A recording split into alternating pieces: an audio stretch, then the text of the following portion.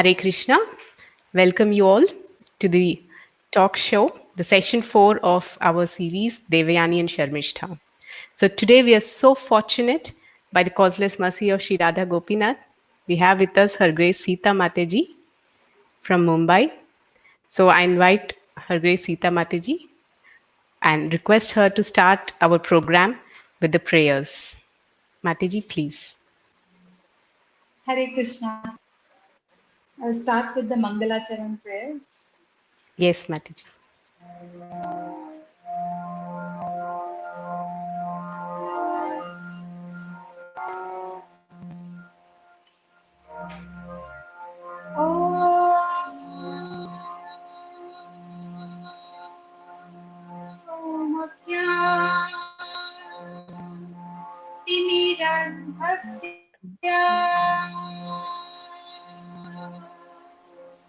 Jnananjana Shalakaya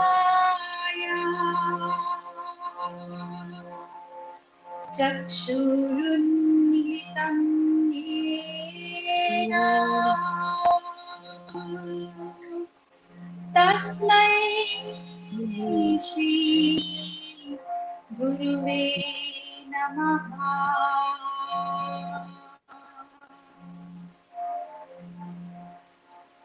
Shri Chaitanya Manobhishtam Sthapitam Yena Bhutale Swayam Rupa Kadayam Tadaham Sujamyam Vandeham Shri Guru Shri Yuta Padakamalam Shri Guru Vaishnavanscha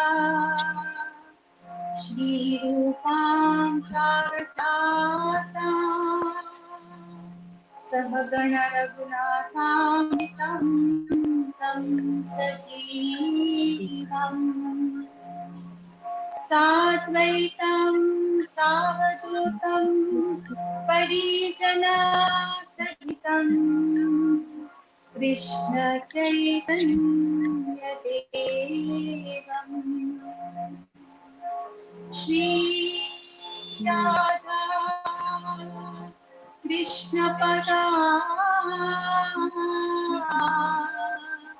Sahagana Lalita Shri Vishakhanvitamscha Hey Krishna Karuna Sindhu Dinabandhu Jagatpate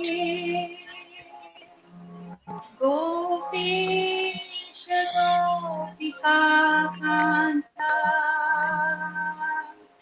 Radha Kanta Namosite Tapta Kanchana Gaurangi Radhe Vrindavaneshwari Rishabhanu Sute Devi Pranamami Hari Priye Vancha Kalpa Tarubhyascha Kripa Sindhu Vyeva Cha Patitana Pavanebhyo Vaishnavebhyo Namo Namaha.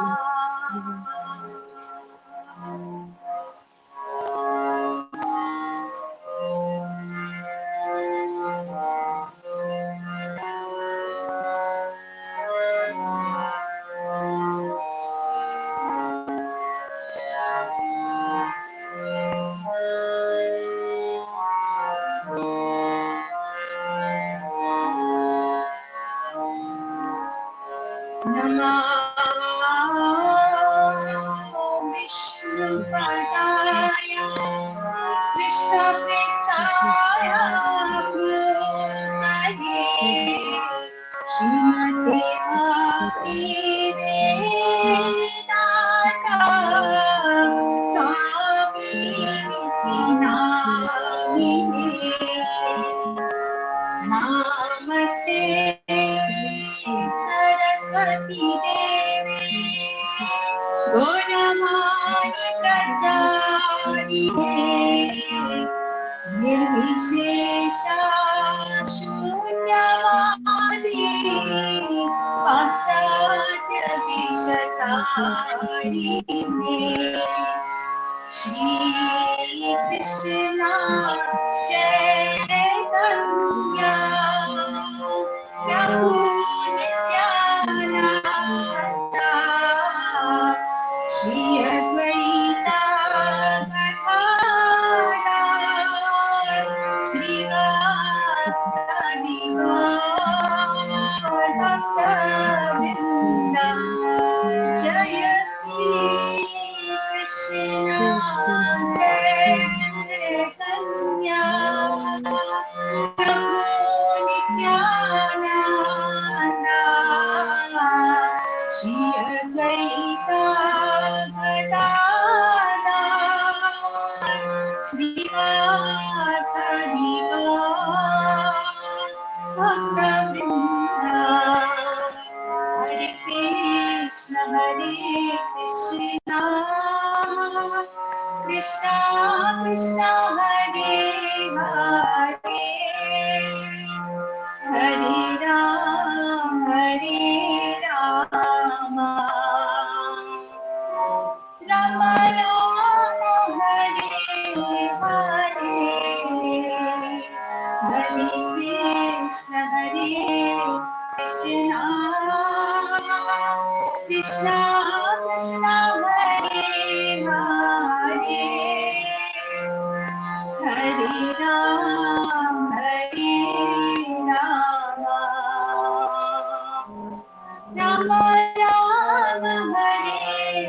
Rama Rama Hare Hare Hare Krishna Krishna Krishna Krishna Hare Hare Hare Rama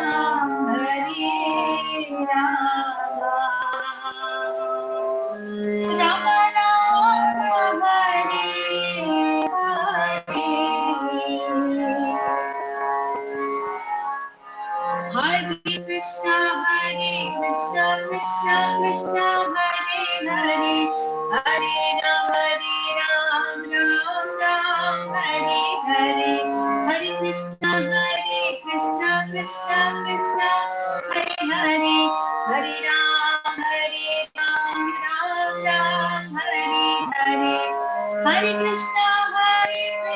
Krishna Krishna Hare Hare Hare Ram Ram Ram Hare Hare Hare Krishna Krishna Krishna Hare Hare Hare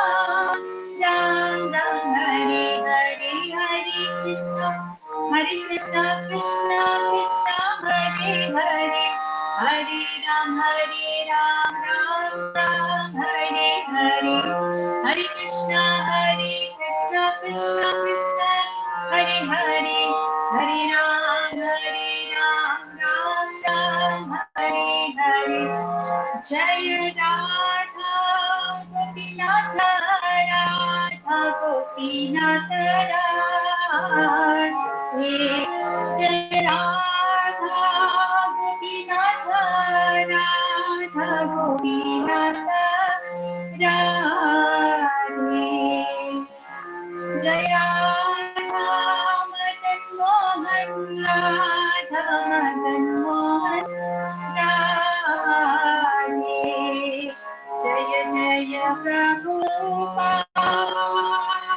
Prabhupada Jaya Jaya Prabhupada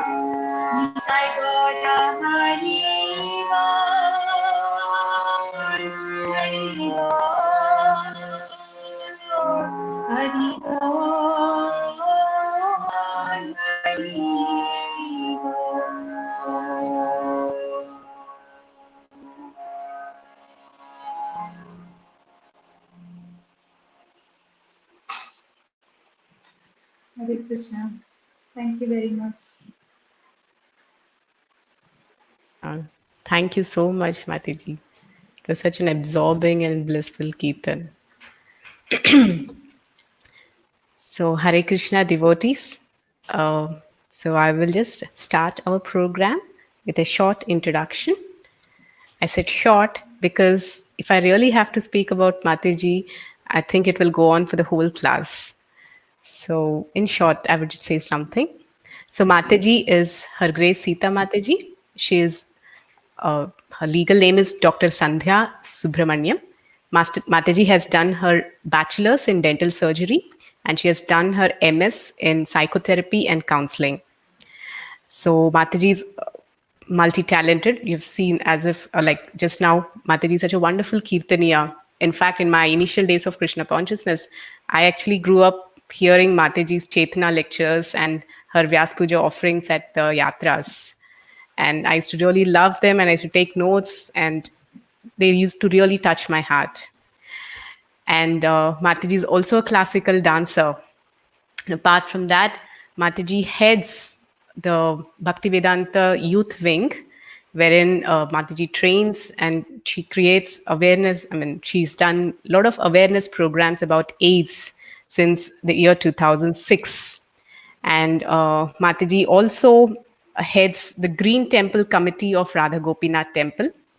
And she also initiated projects like anti plastic campaigns and tree plantation drives, engaging about 50 schools and colleges in Mumbai. So, spiritually, Mataji has been associated with the Radha Gopinath Mandir of ISKCON Chaupati since the last 27 years. And she's one of the senior spiritual counselors, mentors. And Mataji gives many wonderful Bhakti Shastri classes. And she also gives online Shastric studies and also amazing kirtans. So if anyone of us is interested, we can follow Mataji on Instagram. And every night, there are beautiful bhajans that Mataji sings. And not just that, Mataji also heads the Women Empowerment and Skill Development Program for rural women at the Govardhan Eco Village, Mumbai. And Mataji also offers free treatment, free dental treatment to the villagers and also conducts a lot of awareness programs for the same. So we just see the Mataji is not just multi-talented, but her outreach and social contribution is multi-dimensional. So we're really fortunate. And not just that, Mataji has represented ISKCON at prestigious universities at New York, like the Colin Powell College of Global Leadership. And Mataji is also a famous speaker at yoga events in California, Bhakti Fest and Shakti Fest every year. So it's and Mataji has two lovely daughters, and Mataji is a very warm personality. I had the fortune of hearing from Mataji many times and associated with her.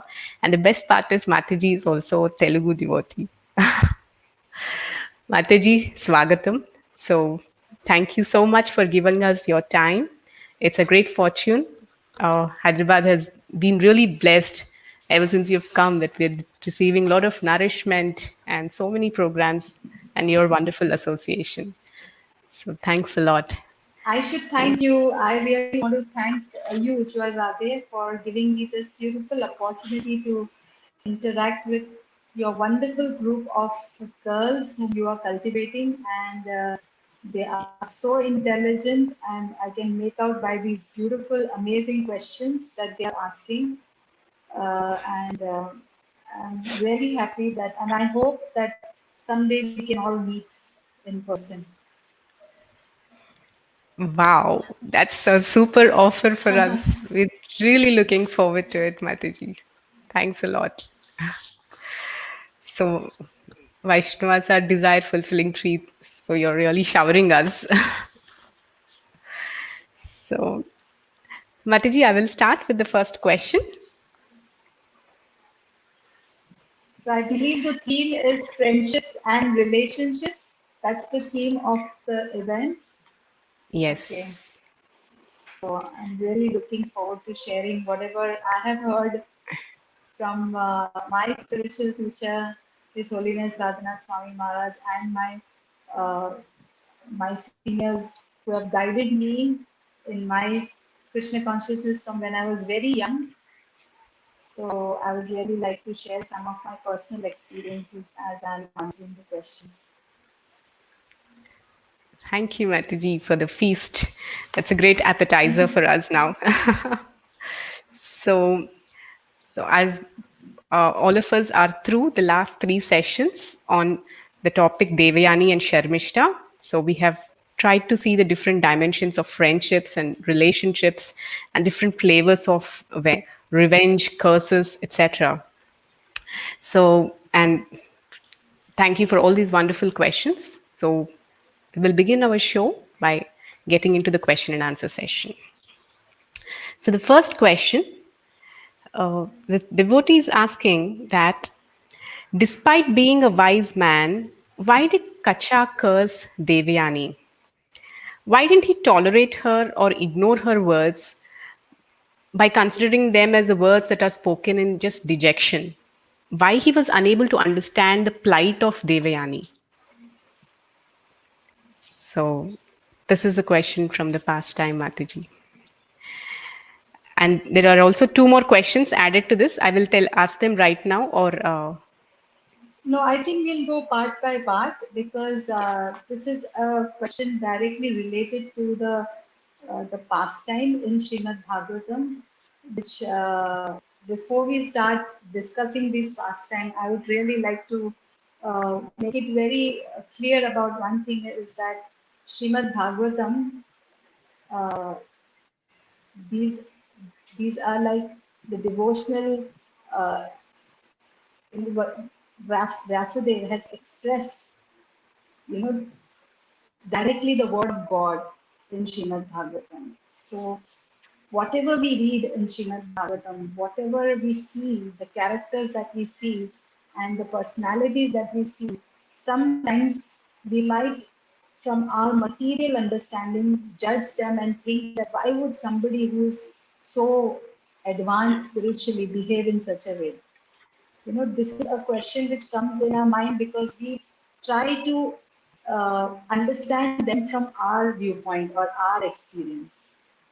But first and foremost, we should understand very clearly that if this pastime has happened and it has been recorded in Srimad Bhagavatam, that means that these personalities, Kacha and Devyani, are not, somebody ordinary. They are specially chosen by the Lord to be put in that situation so that they can give us valuable lessons.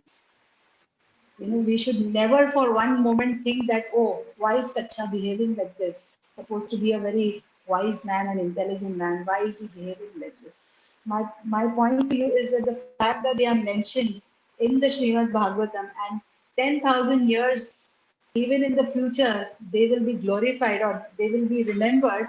That itself shows that Kacha and Devyani is not just a love affair of this material world, like how we generally know of. There are great stories which Shakespeare has written, and all these Heer Ranja, and all these kind of stories. People have already forgotten all about them. The present generation doesn't even know about them.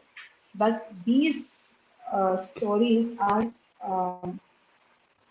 immortalized in Srimad Bhagavatam, and they will remain so for time immemorial. So Kacha was put in this situation, Devyani was put in that situation to behave in a particular way just to give us some valuable lessons. So, and seeing how the story progressed is that, because Kacha rejected Devyani, and Devyani being, it's like a very famous saying is there, hell hath no fury, a woman scorned. If a woman is scorned, then she will let all hell loose. So that's what happened with Devyani when she was rejected. Kacha was behaving, because he's son of Brihaspati from a very, very Brahminical family. and he's from a very, very, you can understand, mode of goodness situation, that he he reacted in a way because he's come from the body of Devyani's father. So he feels that he's now related to Devyani as a sibling, because it's quite understandable. So obviously he felt very awkward that how can they continue their romantic relationship. So he tried to explain to Devyani, but Devyani, being obviously a very, very, her personality, she's teaching us how a woman, when she is rejected, how her reaction is. So she is showing us a side of the women which we all know and we all have experienced in our heart sometime, that when women are rejected or their emotions are not given value, how the women get angry. So Devyani was showing that she's teaching us that this is how women react. So we may think that, oh, why couldn't Kacha just pacify her? But the part of the Leela was that this had to happen, because only then Devyani would have, cursed Kacha back. And then then the whole, if you go to see the whole future story, so many wonderful things happened. The great dynasty and, was formed of Mataji. And uh, so there are many things which happened in the future. So for that, this was like the beginning point. So Kacha behaved just like according to his nature, and Devyani reacted according to her nature. This is such a wonderful understanding of how to see the pastimes of Srimad Bhagavatam, Mataji. Thanks a lot. So we'll just proceed to the next question. This is about Sharmishta. So the question is, Sharmishta, knowing very well that Yayati is the husband of Devayani, how could she desire to beget a child through Yayati? And how did Yayati accept this? So I, yeah. From what I read, the story in Srimad Bhagavatam, the way it goes is that obviously we know very well that there was a lot of enmity or kind of a misunderstanding between Sharmishta and Devyani. It's like a competition between them. And that also is something we should understand and be aware of, that women can have this kind of a side to them where if they are in the material platform, or they tend to compete with each other. And that's the problem in this material world, that most of the issues that young girls face today is because of this problem of comparing or competing. you know they want to dress in a particular way, or be thin, as thin and as can be size zero, just so that they want to compete, you know, with others, their peers. So that is the problem which we see. That women have this side to them. This is a weakness, that where you try to compete, and especially between Sharmishta and Devyani, we know that there was a lot of misunderstanding, and there was a lot of enmity. And all the more you can imagine that after Devyani took her revenge after what Sharmishta did, is that asked her to be a maid. Now, can you imagine somebody whom you don't like, and you have to live with that person, and not only that, serve that person like a servant? So obviously, I'm sure that Devyani must have made her life miserable. Every day must have been quite a miserable day for her, where she had to serve her like a servant. At the same time, she's seeing that she is, so happy with her husband, and she's enjoying, marital bliss, whereas she has to remain all her life as a maid. And remember one thing, that Sharmishta is a Kshatriya, and Kshatriyas, for Kshatriyas, honor is worse than death. It's like if being dishonored is worse than death. So for them, honor is very important. So obviously, when she saw Devyani enjoying the position of a queen and having children from Yayati and being in such close quarters, I'm sure that Sharmista, out of competition, she really wanted to have a child also. She also wanted to, you know, show Devyani that even she can have all the things that she has. So the one thing that Devyani was, had was Maharaji. So that's the thing which Sharmishta wanted, and that's what she got. So that's why she behaved in such a way. And Yayati, from the beginning in Srimad Bhagavatam, it's clearly mentioned that for Yayati, he is, of course, a great personality. Obviously, I explained to you that if he is in Srimad Bhagavatam, he is a very, very special soul. But he's teaching us, and he's in this pastime, Yayati is shown as a person who's very, very attached to women. He was very, very attached, and he was having a very uh, high level of enjoying propensity. So, and also it is mentioned in the Bhagavatam that for a king, it is not considered irreligious to fulfill the desires of a woman who approaches him for sexual union. So, this is like out of his duty, he agreed to fulfill Sharmista's desire. So, but he acted according to his nature. He was just attracted, he couldn't resist. He couldn't resist this offer, from Sharmista to. So he just acted according to his nature. Next. Yes, Mataji. So you've so wonderfully explained how this competitive nature arising from the contact with material nature, so much we can relate to it. It's like Bhagavatam teachings come alive in our own lives.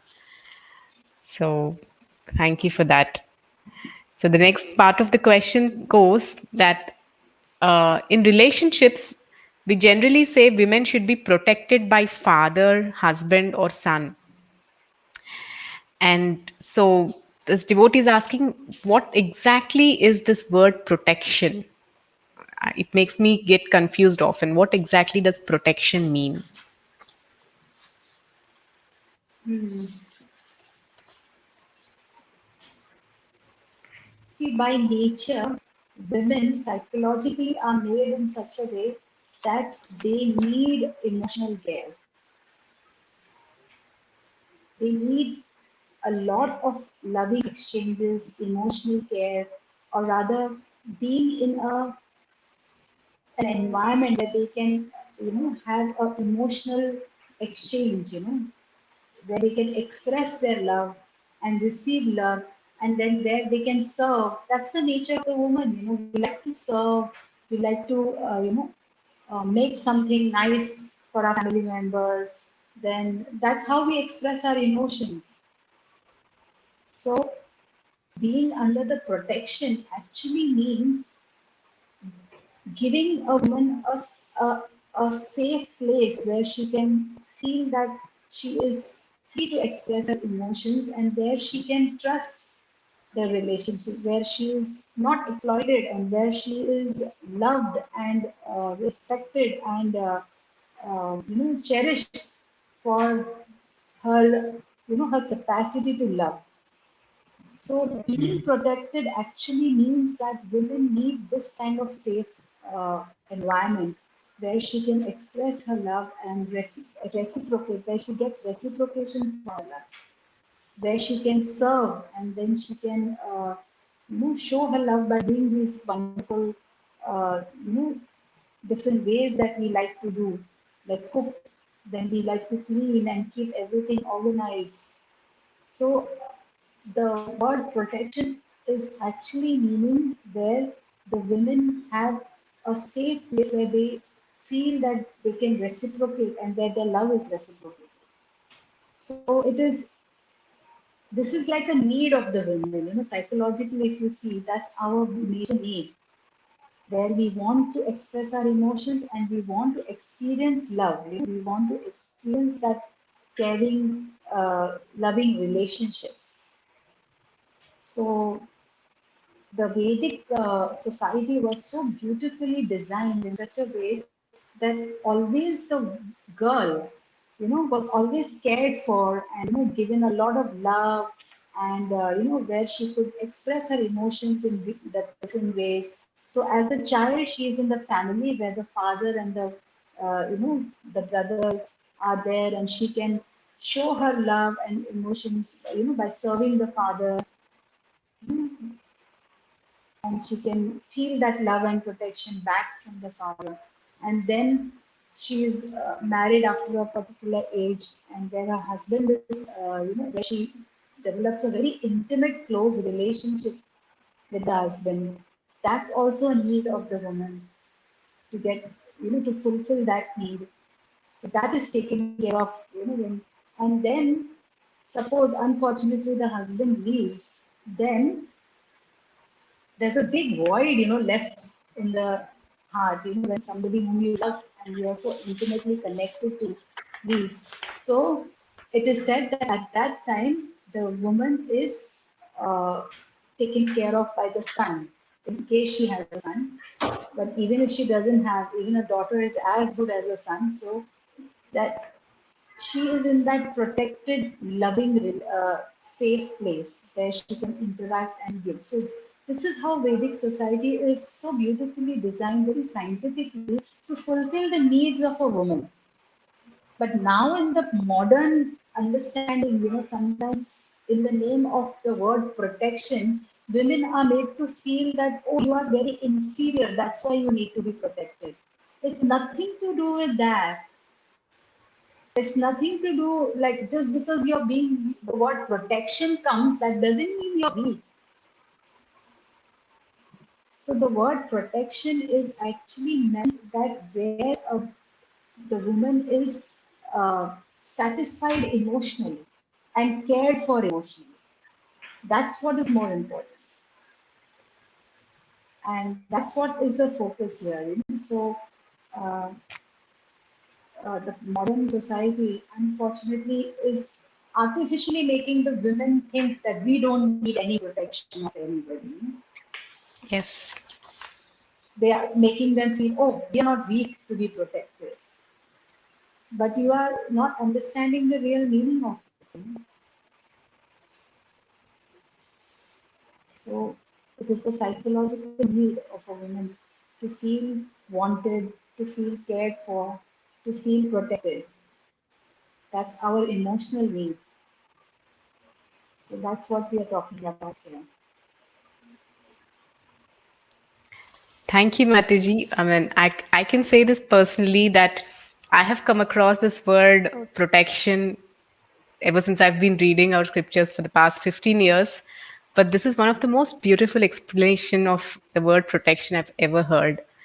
What you've said that women need a safe environment to express their love, and that is protection. It is not an intimidating thing, or it's not something to make you feel inferior. The word protection.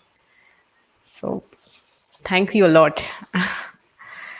So, we go to another aspect of another dimension of this pastime.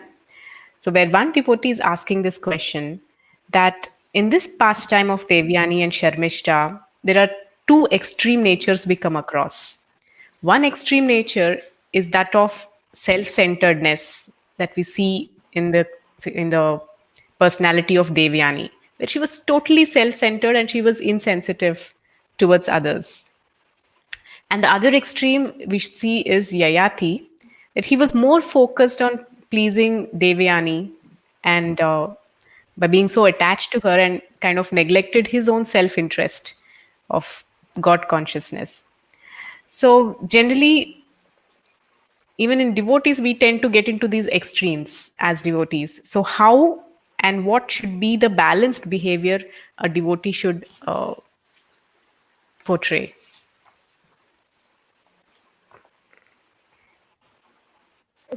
it's obvious that Devyani is playing a part, you know, and teaching us certain very, very serious lessons, because in her early part of her life, Devyani was, very, very insensitive, and she had been very insensitive to her good friend. It's like Sharmishta was supposed to be her best friend, you know.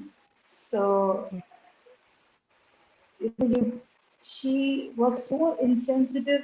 But of course, sometimes you feel that, oh, among friends, sometimes we argue and we say something, really insensitive to each other. That's okay, we are not, so you might understand that, okay, Devyani, she behaved in a very insensitive way and she lashed out at Sharmishta for a very small mistake. For a seemingly very small mistake, she lashed out to her and kind of uh, judged her on the basis of caste and position in the society. Like, so uh, it is like for such a small mistake, you are kind of uh, giving such horrible words, just kind of hurting. So I guess this is for us to learn that how tongue can be such a very, very dangerous. In fact, it is said in the Shastras that the women are, for them, the most weakest part is the tongue. It has been said in the scriptures, and it is said, that women can never keep a secret. Why do you think it is said like this? Is because our tongues are very loose. We are not able to control our tongue. And even psychologically now, because I study psychology, I can tell you that, you know, because we are so emotional, we are so emotional by nature that when our emotions get all imbalanced, disturbed, we just, the reaction comes in the form of, either reacting, screaming, shouting, anger, saying rude words.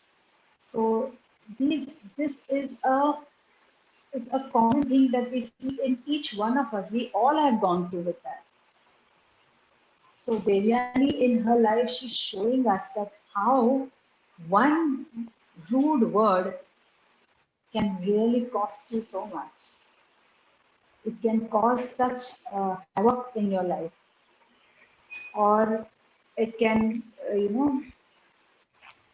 of course, in Devyani's case, everything turned out good, that she got married because of that. But the point is that she was very insensitive to Sharmishta, which as a devotee, we should be very, very careful about that.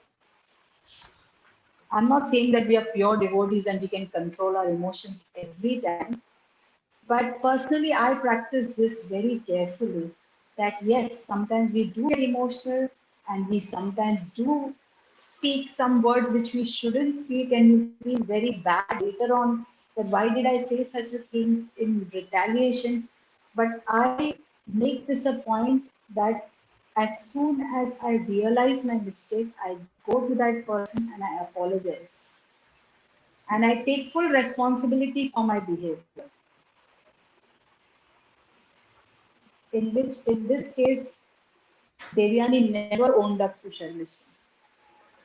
She never once told Sharmishta that I should not have said those things to you, because of which you got upset. You know, rather she, went into the vengeance mode, angry mode, because Sharmishta also retaliated back in kind. So that's what we see in this world, that we learn in a, in a very, in our experiences, we see that small things can lead to such serious things. So that's why, as devotees, we should be learning from this pastime this one fact, that how our tongue, if even if we are not able to control it and we lash out, at least we should take responsibility for it and go and apologize first thing and make everything right. As Radhanath Maharaj says, that being right is not everything. Sometimes you may be right, but in Vaishnava relationships, being right is not everything. Even if you are right, you have to take responsibility if you have hurt another devotee, because that principle of uh, respecting a Vaishnava is higher than right or wrong, whether you are right or wrong. So, as Vaishnavas, we have to practice this consciousness. This is what is called consciousness or mindfulness, where you are mindful that, okay, I have not been perfect in my behavior, I have said something hurtful, but I will take responsibility and go and make amends and say sorry. So the balance among devotees will come because it's a gradual process. It's a purification process. We are not born totally in control of our emotions. We might be put in some situations where you do get angry, you do lash out sometimes, say rude words. But I have understood one thing over the years, that it's a process, it's a practice that we have to gradually learn to become more mindful and conscious in Vaishnava dealings.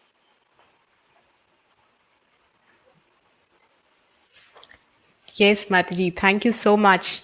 It's like we have revisited the whole pastime with much deeper learnings. That's really very nice. Thank you. And also, as Mataji has said about mindfulness and consciousness in dealings with Vaishnavas. So, Mataji is herself a lifestyle coach. She takes a lot of sessions and trains devotees on how to practically lead a Krishna conscious life, a spiritual life, a holistic life, a fulfilling life. Mataji gives the practical lessons, she trains and she teaches through example. So thank you very much, Mataji. So after having revisited the past time, we will go into some learning, some questions about uh, different dimensions of friendship. So there's this question devotee asks, how can we identify a true friend in people around us? And in this generation, uh, we can't trust anyone, but trust is the key factor in a good relationship. How do we handle this situation, Mataji? So this question is asked by a BTech second year girl. So Mataji, please kindly answer.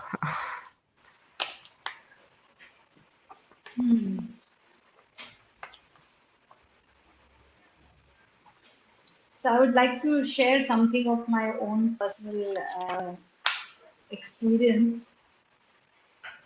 I was 21 years old when I met devotees, and they happened to come to my college. And in fact, Radhanath Swami came just near my college to give a lecture, and he was the first person I heard the lecture in my life. And of course, the lecture completely transformed my life. And I found myself just that weekend on my way looking for Radha Gopinath temple. I came searching, and I came to the temple on a Sunday, and I heard Radhanath Maharaj again, the lecture, and Wow. then there was no looking back after that.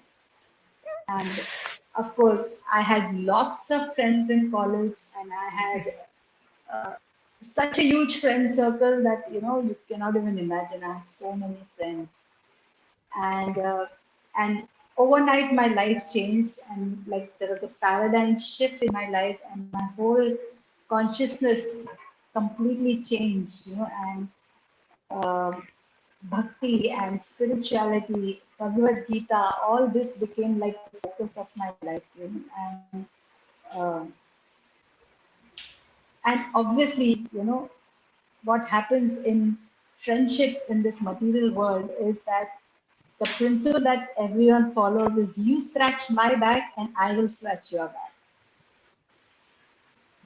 or rather, I will scratch your back if you scratch my back. If you scratch my back. Meaning is that Maharaj says in his lectures that friendships in this world is basically how and what you can get from the other person. So if there is some things in common, then there is friendships. And when you're not able to give something, what they require from you, then immediately the friendships break. So I agree with you that there is no trust in this. So obviously the same thing happened with me, where I had so many friends, and because I was like the life of the party, everybody really liked. And obviously I changed 360 degrees. In 1 week, I completely changed from wearing jeans to I was wearing a sari with tilak and coming to college with a Bhagavad Gita in the hand. So obviously my friends must be very, very disappointed. So they're like, they were thinking, what's wrong with her? So the first thing they tried to do is, you are finished, your life is finished. You will be completely rejected, by everyone in the world, and you will be alone, and nobody will be your friend, if you continue like this. So obviously, at that age, for us, friendships are everything, At that age, we think, oh, friends are, whatever they say is, gospel for you. You believe everything that they say. So I was Yeah. so scared, I said, am I doing something wrong? They just kind of tried to brainwash me. And you know what I did? I went straight to Raghunath Swami. I met him in the temple and I said, Maharaj, all my friends are saying that, if you become like this, how you are, one day you will be left all alone and you will be, uh, you know, there will be nobody to take care of you. You will be fooled, you'll be cheated. I don't know what all they told me. And then Maharaj heard patiently. And then he said, just go out, look all around the temple, just find all your friends in the temple. Just find all the girls your age. And I had a lot of friends in the temple that I had made. I was just like a week into the movement. I was coming just since a week. So I went out and I called all the girls who were there, Kishori Mataji, Radharani Mataji, Kalindi Mataji, Lalita Mataji, they're all my friends. So I just collected all of them and Maharaj said, get them together, we are going to have a meeting. So he got all of them together and then he came after everyone came and then he told each one of them, he said, Sita, or rather that time my name was Sandhya, said, please promise today in front of me that you will all be her friend for life, not just this life, eternally. How? And then he told me that the friends whom you think are your friends, who are telling you all this, are not even going to be your friends for a few years. As soon as you leave the college, they will be gone. But these friends who today they have taken a vow to be your friend eternally, they will be your friends eternally. Not just in this life, it will be in the next life and the life after that. They will eternally be your friend. So now you choose what kind of friends do you want? Do you want to continue with those friends who are trying to take you away from Krishna, or you want to be with these friends, who will be with you through thick and thin? And he said, we are all connected eternally here in Krishna consciousness. This is not a friendship of just few years. So that time I realized, that what we are doing, this Krishna consciousness, is not something cheap. We are getting eternal friends. So how much we should value the friendships. That's why in the previous question, when I said, sometimes you might have misunderstandings among friends. That's natural. Just like Devyani lashed out at Sharmishta and Sharmishta gave back. That's okay. That is going to happen. But you have to understand the value that more than being right and wrong is the relationship, the friendship in Krishna consciousness is more important than anything in this world. So, the material friendships, I'm not trying to say that you have to reject them. The balanced approach is that you be their friend, be genuine friends with them, give your love to them, but don't associate that, believe everything what they say, or get let them influence you. Rather, you should be influenced, or you should follow the friendships in the spiritual circle where Krishna is in the center of the friendship. That is real friendship. That is eternal friendship. So that is what you should base your friendships on from now on. This is what you should decide, that from now on, my friendships will be based on this principle where Krishna is in the center of my relationship. All others, you can definitely be friends with them, you can be nice to them, but this is what is real friendship. That is how Maharaj taught us, how we should value our friendships in Krishna consciousness. Thank you for letting me go back in time and, you know, feel that same loving experience. And I was so pacified after that. After that, I became super confident. You should have seen me the next day when I went to college. I was like, my head was high. And whatever they said never affected me after that. And really, it's true. Now, 25 years have passed from that time. Where are all of them? But my friends, they are still there. Like I'm still there with all these devotees who I'm still connected. So, so I understood the value of Maharaj's words today.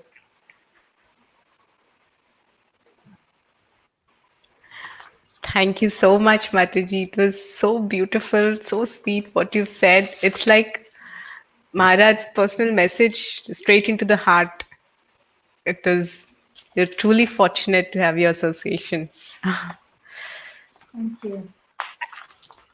Actually, it's even I have taken up to Krishna consciousness in my internship when I was doing my BDS, and I too had a friend who was first into KC, and like it was a fight between both of us that actually brought me to Krishna consciousness. So Devayani Sharmishta kind of situation. yes, I never liked her stopping eating with me all the pani puris and all that. So I was mad at her. I said, "Why are you not eating with me outside? Come, I'll go and talk to the people who are brainwashing you."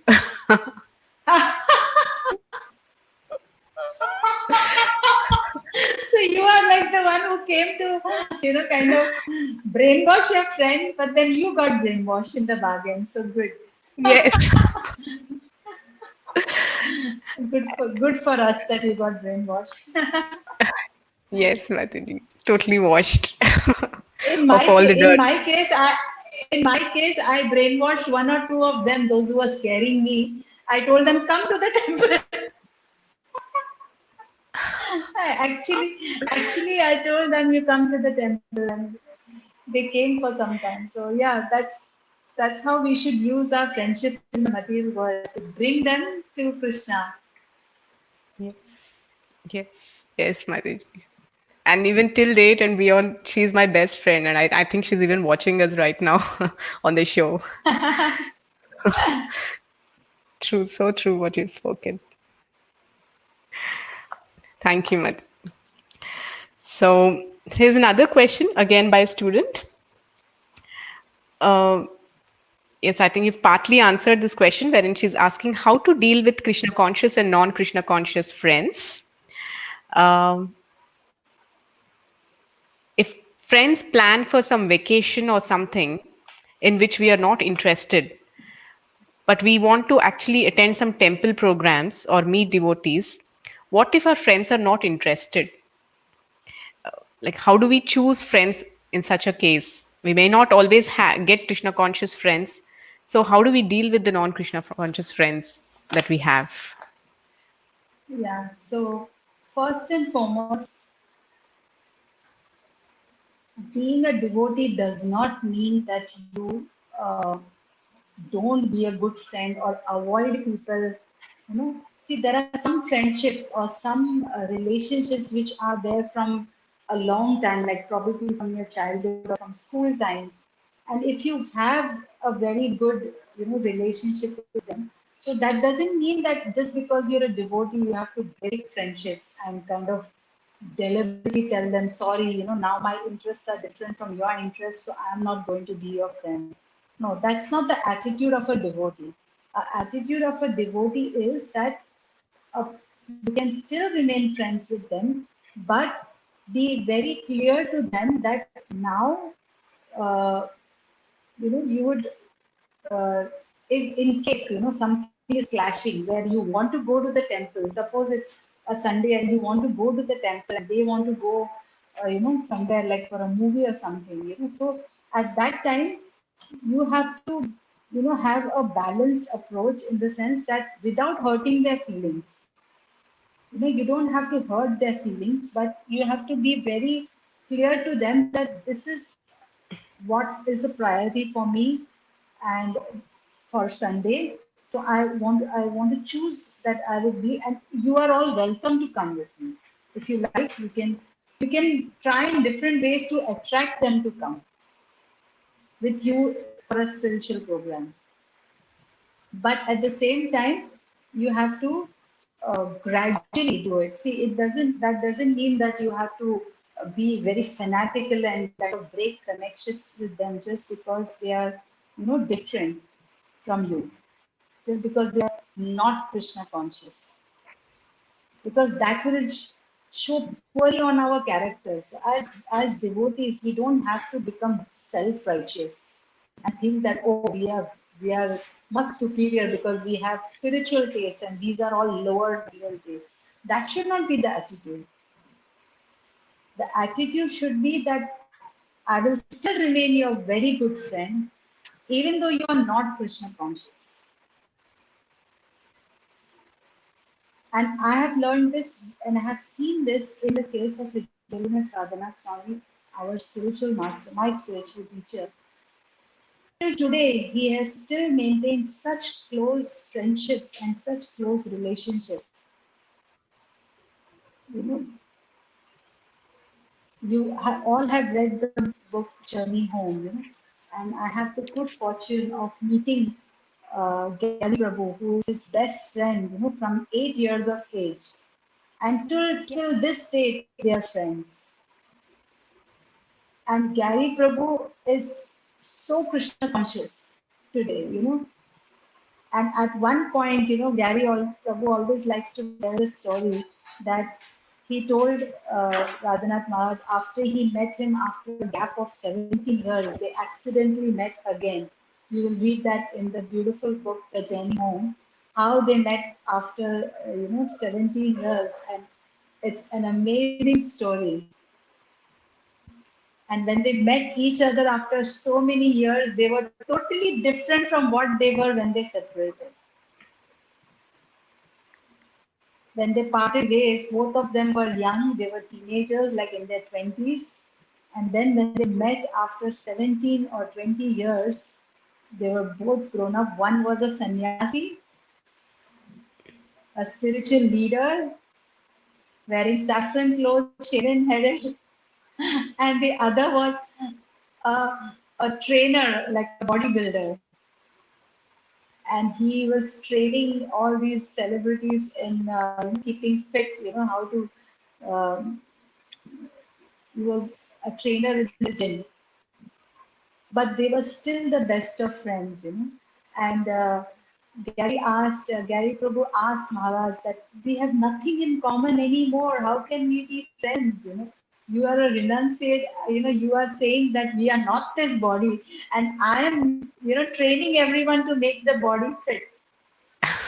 So it seems like we are too different, But at the same time, then Maharaj said that you make people fit in their body, and I will tell them how their body is meant to be used for the service of God, and that the body is a temple.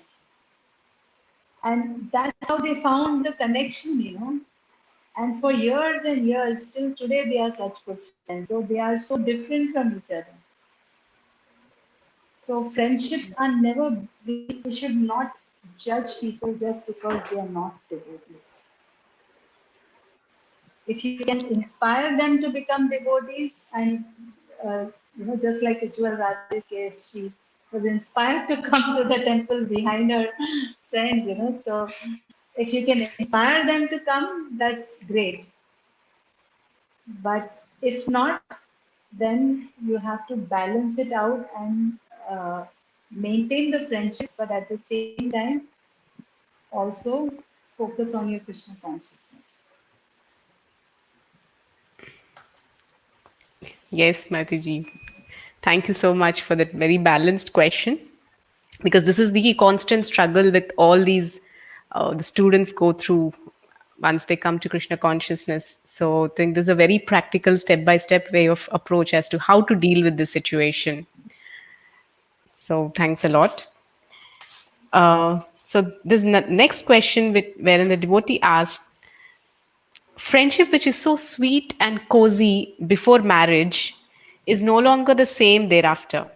Is this because of added responsibilities and new relationships that the friends have no time for each other? How can friendship remain and grow sweeter for the lifetime?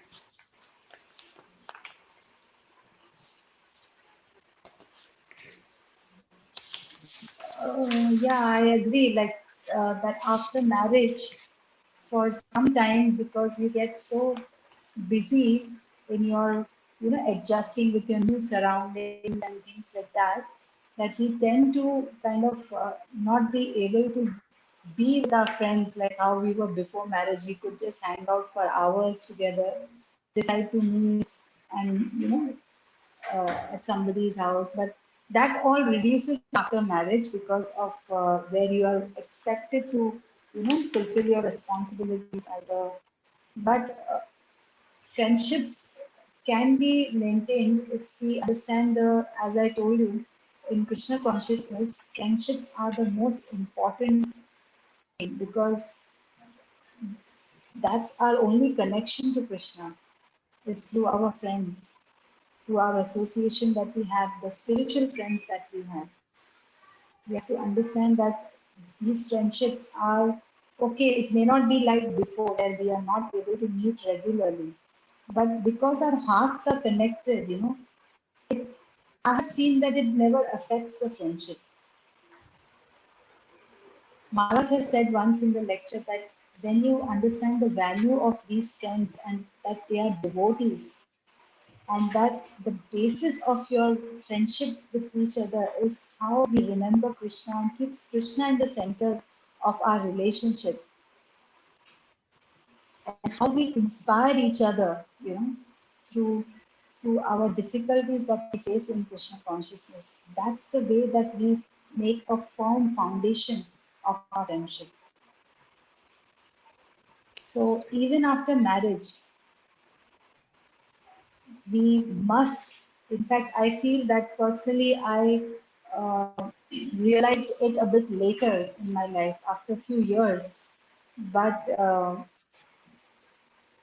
I would like to share this with you that even after marriage, as soon as you get married, don't get so overwhelmed or just so enamored by the new intimate relationship that you forget your friends in Krishna consciousness. Because after few years, as familiarity breeds contempt, gradually we realize that we need friends to keep us, grounded and keep us connected to Krishna through the difficulties that we will face in marriage life, which is, because it's a very big responsibility and it needs a lot of your this. So at that time, you will need the support of your friends. So that's why even after marriage, you have to take the effort to see that you have few friends whom you can always depend on, whom you can call and talk about Krishna or share lectures or share what you have heard. Base your friendships on Krishna consciousness, keeping Krishna in the center, and then it will always be sweet. and base your friendships in Krishna consciousness, where you are, it's an expression or a reciprocation of love, and that is very needed in our Krishna consciousness. So, if you understand the importance of it, then you will really give it priority. Don't neglect it. I have learned, I feel personally in my life, that that the most important thing for a girl or a woman in Krishna consciousness is her Krishna conscious friends that she has. Yes, more than I feel that's the most important thing, because that's the support that we have.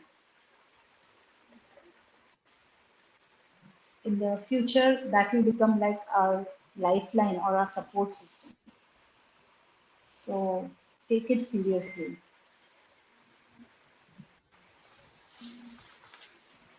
Yes, Mataji.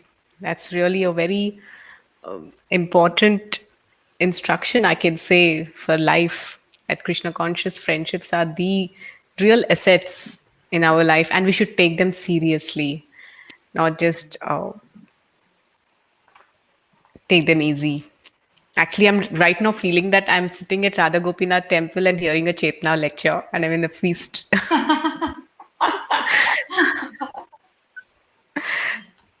Thank you, You can Mataji. remember the feast afterwards. We are remembering the. We used to sit after the Chetna lecture and sit with all the girls and have a nice feast in the courtyard of the Gopinath temple. It's so Yeah, sweet. best part. And the Chetna is to end with your beautiful kirtan when everybody used to dance. That was so ecstatic. So there are So six instructions of nectar of instruction, Preeti Lakshanam. So how we can exchange love with our friends. There are six loving exchanges: yes, sharing gifts with each other, sharing prasad with each other, confidentially sharing your heart with each other in Krishna consciousness. So these six exchanges will make your friendship sweeter and sweeter and sweeter every day, and it will last for a long time, for your lifetime and eternally. yes, yes, Mataji. Thank you so much. And here there's some questions regarding dealing with the opposite sex. So the devotee asks that uh, while reading the books written by the spiritually enlightened, one can't help but feel that developing feelings for opposite gender is no less than an illegal or illicit one. So the question is liking or loving a person, especially before marriage, is it really illegal or is it illicit?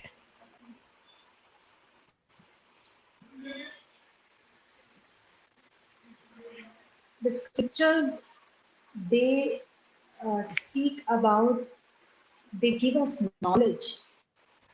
They give us knowledge of how to be in a certain situation, or what kind of qualities that we should have, or how we should handle a situation. The best, the most ideal situation is given in the Bhagavatam and the Vedic scriptures.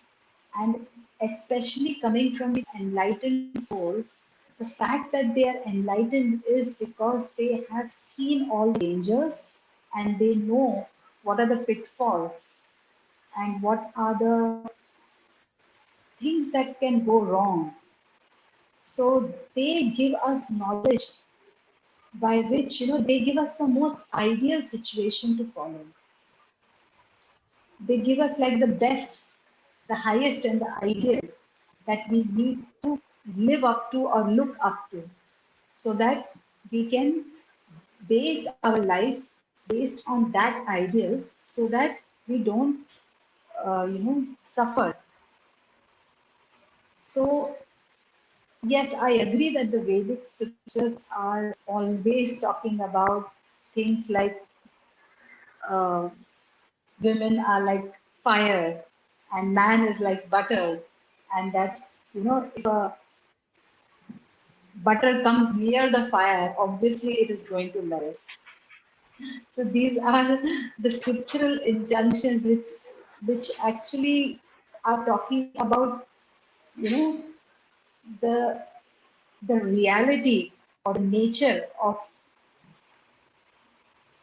the sexes. This is how it has been described in the scriptures.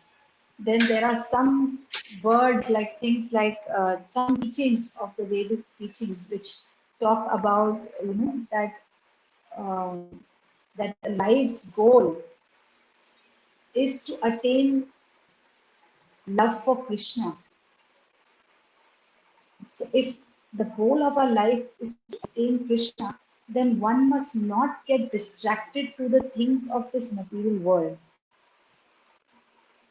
in the form of wealth or women or the opposite sex.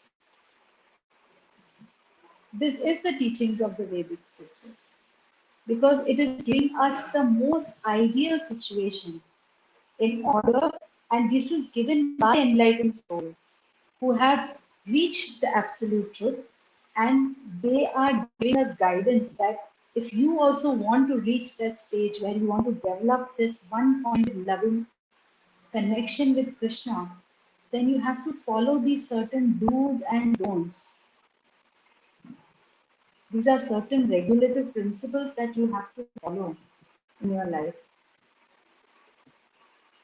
because then that will help you to develop ultimately that love for Krishna.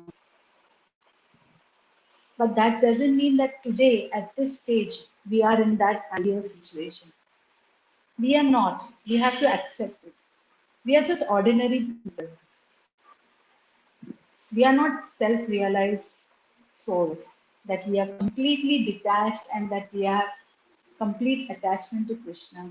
No, we are not. We are ordinary living entities and we are ordinary young girls or women, and we have our certain natures.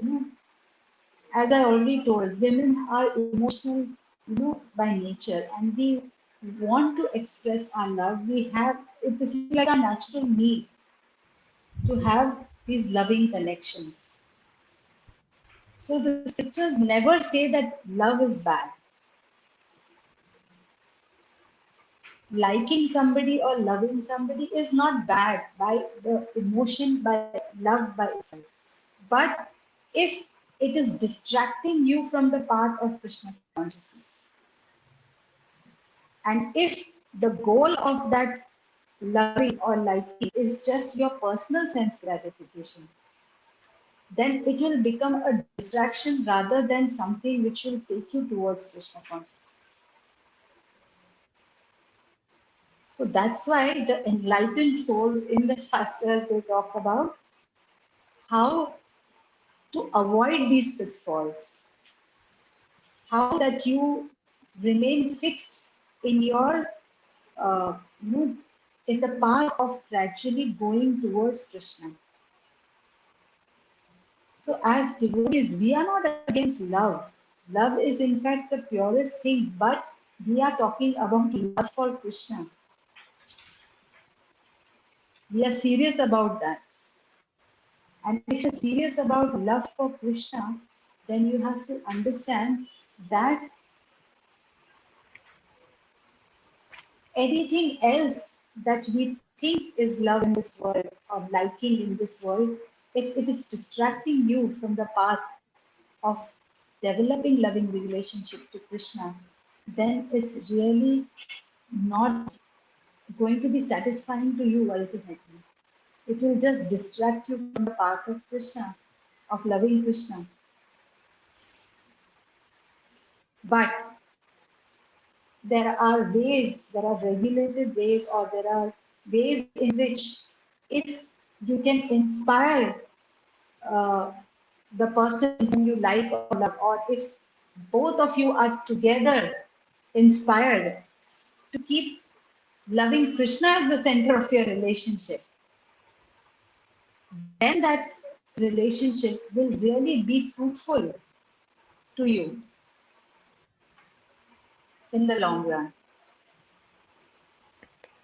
So there is nothing wrong with liking or loving someone, but it should be in connection with developing love for Krishna. Bhakti should be the goal. I hope this answers your question. I just said from my heart whatever came, but I hope you understand what I'm trying to say. Yes, Mataji, very much clear. It's because there's a lot of ambiguity among girls because the scriptures speak about the standards and then they have to deal with the everyday world and be it colleges, universities, or workplace, the interaction between the opposite sexes is a norm. And so you really gave us the understanding that one should not lose sight of the goal or the focus. And that's a Right. barometer to judge whether the relationship is taking us towards that or is it distracting us away from that. So, this is a very important understanding for us today. So, we'll have the last two questions. Uh, the question is how to deal with misunderstandings. Because the whole pastime of Devayani and Sharmishta, we have seen what havoc the misunderstandings have caused. So, practically, how do we deal with misunderstandings? First of all, accept that misunderstandings are bound to happen in the material world because whether it's with devotees or with non-devotees, whether you're in association or you're outside in college, where misunderstanding is always going to happen because after all, we are in the age of quarrel and hypocrisy. So there will be misunderstanding. So one thing that we should always remember that whenever there are misunderstandings or difference of opinion, personally, uh, I make it a point to be very, very frank and don't try to be duplicitous or hide something. Like sometimes there is a misunderstanding, but you don't express it to the person, and you keep it into your heart. You just keep it suppressed in your heart. But that comes out in very different ways. That when you suppress that misunderstanding and you don't express it, then it comes out in a more toxic way afterwards. So if you ever have a misunderstanding with somebody where you feel that the other person is saying something rude to you or not understanding what you're saying, then it's better to go up to that person and very nicely express your misunderstanding and clarify it. And it's better that with devotees, we rather be frank and open and clarify our misunderstandings and patch up relationships before it becomes more toxic and more worse. So this is the most important first thing which we have to follow. And next thing is if you have caused some misunderstanding where you have behaved in a particular way, then immediately take responsibility for it. As soon as you realize, once the heat of the whole thing dies down, when you're able to think clearly, then take responsibility and go up to that person and clarify your position, or clarify, or even if you have to apologize, then you must do that, because more than anything in Krishna consciousness, service to Krishna is more important than any kind of misunderstanding or differences. Because in this material world, differences of opinions, misunderstanding, arguments are bound to happen. Just accept it. But that does not mean that it should affect your relationship. Because our service to Krishna depends on his relationship. Raghunath Maharaj once told me personally that remember one thing, that It's not that the devotees need you, it is you need them. You need them more than they need you. You should always remember that. You need devotees more than they will ever need you. So, if ever there is any misunderstanding or any small thing, fight, argument, big, small, whatever, you need the devotees more than they will need you. So, it is your responsibility to see that you clarify all misunderstanding and clarify everything out so that you can continue your relationship and serve Krishna together. Service to Krishna is more important than misunderstanding.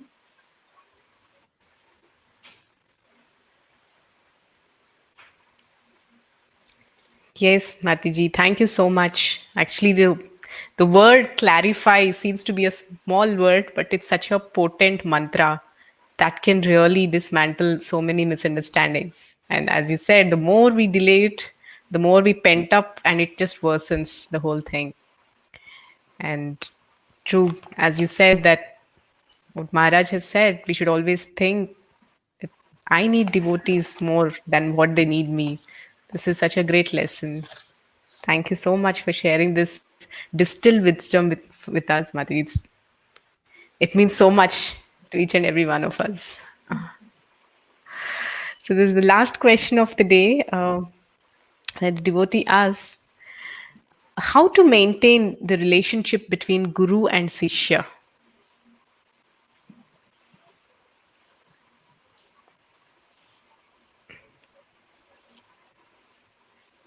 We are all ears. This is such a loaded question. Oh, Yes. Krishna. I'll just pray to Guru Maharaj that, I mean, I can just share my personal experience, like Yes, that Mataji. the, the more, the more that, we focus on our sadhana, that much we feel, connected to the Guru within us. So, as Maharaj always says in the lecture, that he got such little association of Srila Prabhupada, very, very less compared to so many other disciples. But then he always feels in his heart, that he is like the humble servant of the servant of the servant of his spiritual master. He feels that connection to his Guru mainly because of his desire to serve the mission of Srila Prabhupada. So our relationship with our Guru will become to that extent strong as we first of all follow his instructions, and second thing is serve in the mission of your spiritual master. Think about how I can assist his service to his Guru. Because Radhanath Maharaj, he said that my mission in my life, in his Yas Puja, he says, is that I want to just serve my spiritual master. I want to work for the mission of Srila Prabhupada, which he took such an arduous journey. He took all the way to America to bring Krishna consciousness in the English language to the Western world. I want to just assist in that mission. That is his only focus, that he wants to assist Prabhupada's mission. So, same way, we can establish our relationship closely to our Guru when we also meditate and think, how can I assist my spiritual master in his mission? Unless we think like this, unless we are every day focusing on this and praying to the spiritual master in the heart, that how can I be engaged in your service or assist in your service to your Guru. So this is the way that we can develop our close relationship. That's why Prabhupada used to say that even though my spiritual master is not there, not even 1 second I feel that I'm away from my spiritual master. That's because he was completely fulfilling the mission or the instruction of his guru, which he was given that instruction in 1920 when he was just so young that you go to the Western world and preach this message in the English language. And all his life is nothing but fulfilling that one instruction of his guru. That's why he never felt that he's separated from his guru. And 99% of our spiritual progress depends on that one instruction that Guru has given us. That is chanting the holy names. And Radhanath Maharaj has said this, personally, to me that, and he says this in his class. Once he told me that if you are chanting Hare Krishna and I am chanting Hare Krishna, and right now we are separated by thousands and thousands and thousands of miles, but we will be connected eternally to each other because we are serving Krishna and we are chanting the holy names of Krishna. So the relationship of the spiritual master and the disciple is nothing to do in this material plane at all. It is more on a higher plane where we are connected by service and connected by our desire to serve in the mood of the servant, assisting our Guru in his mission. That's how we can develop our relationship with our spiritual master. Thank you very much for giving me this opportunity. Thank And you, if there's Mataji. any way I can serve all of you again, please let me know. Mataji, actually, there is one question by there's a very very sincere devotee. It's somehow skipped me. Please, just 2 minutes. One, this is the last question. Actually, want to go on here, hearing from you. So, just this last question. Um, what are the main aspects to be focused to maintain a good relationship, whether it may be parents, siblings, or friends, or anyone? How should we gradually develop the quality to just see good qualities of others and neglect the bad qualities?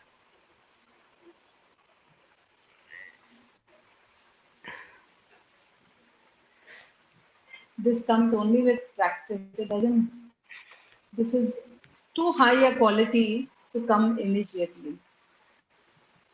One thing I can tell you that it takes years and years and years to come to that consciousness where you are able to just see the good qualities. But Maharaj says in his lecture, fake it till you can make it. Even if it doesn't come naturally, make it a practice. Catch yourself when you are, finding something bad or some fault, in others. Try to focus on your own faults.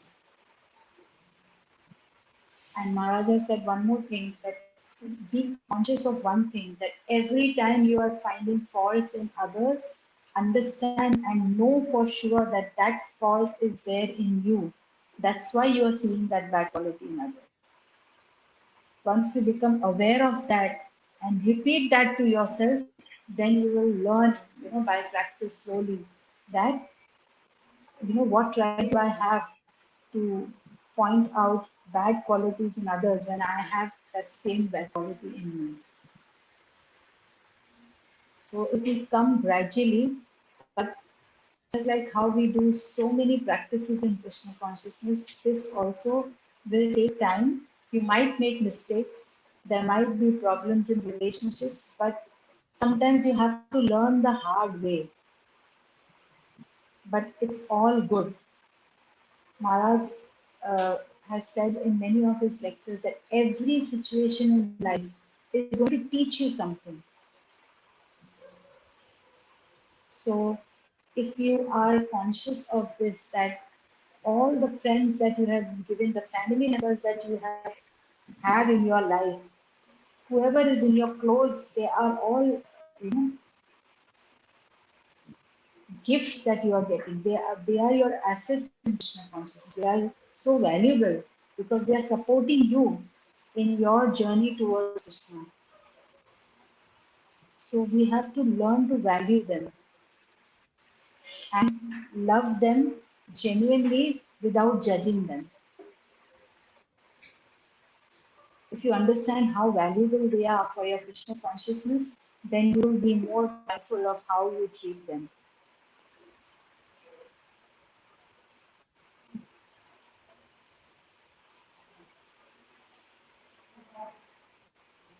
Thank you so much.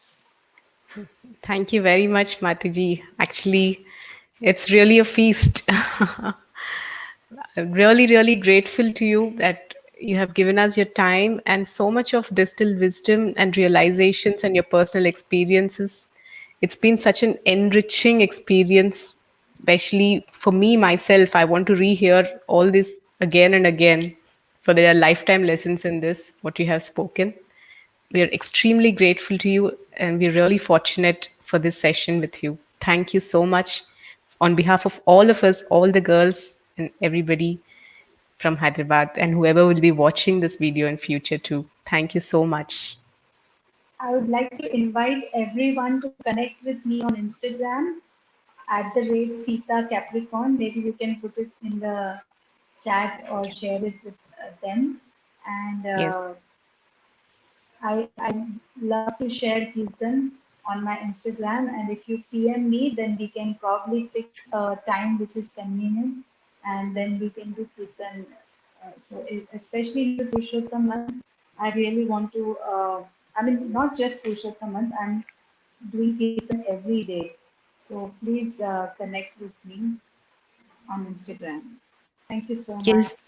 Our girls love Kirtans so much, Mataji. They keep asking me, but I think this is a great opportunity for all of them to connect with you.